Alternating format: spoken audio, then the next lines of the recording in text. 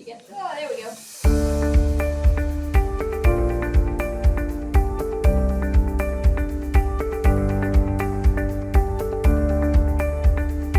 Well, it's really interesting to get a woman's take on the subject of protection before they've even married. David tells us of the adjustments he's already making in preparation for his upcoming marriage to Ella. So, can it be said that preparation can be part of protection even before the date? Great that you could join us. A fight almost going on the board.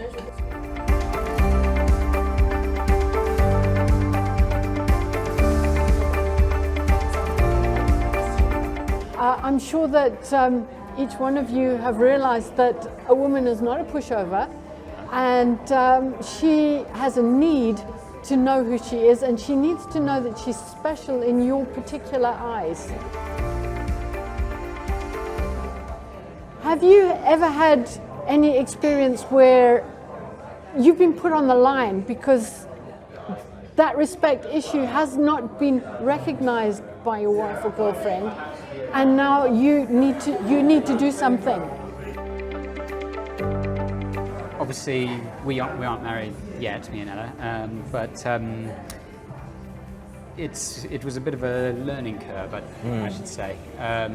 By the time we met, both of us were already in our late 20s at this point, and I had no real dating experience before this.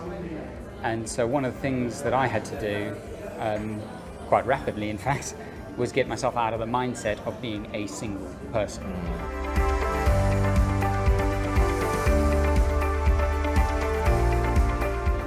So, did you find that hard to do? Initially, it was difficult because I had to kind of change my way of thinking. Like, for example, something innocuous like crossing the road. Okay, this might seem like something really trite, and if I was on my own in the middle of a city, I will look at the traffic. When it's clear or the light turns green, I cross the road.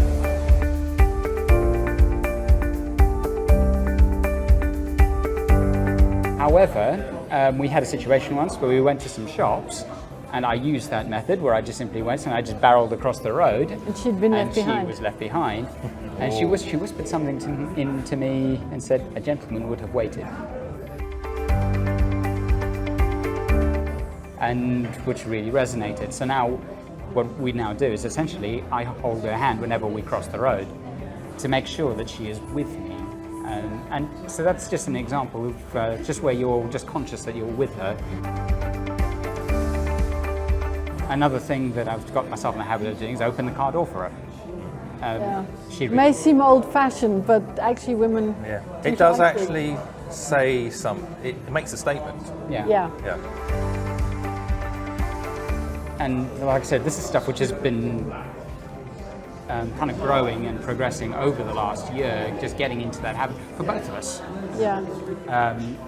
And always thinking of the other person. And I think that's, well, the hope and plan is that we're just being able to set up a good foundation with this, so that by the time we come to take the next step, we'll have a bit more of a springboard to go from.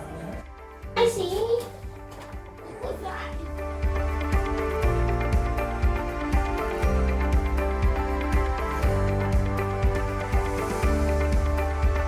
I found that David's observations were really encouraging as he tells us of things where he needed to change and grow. Also, it's great that he's willing to prepare himself for the reality of married life. Next week, Judy interviews Benzer, who has a great testimony on how his marriage to Sandra has been healed. God bless, and bye for now.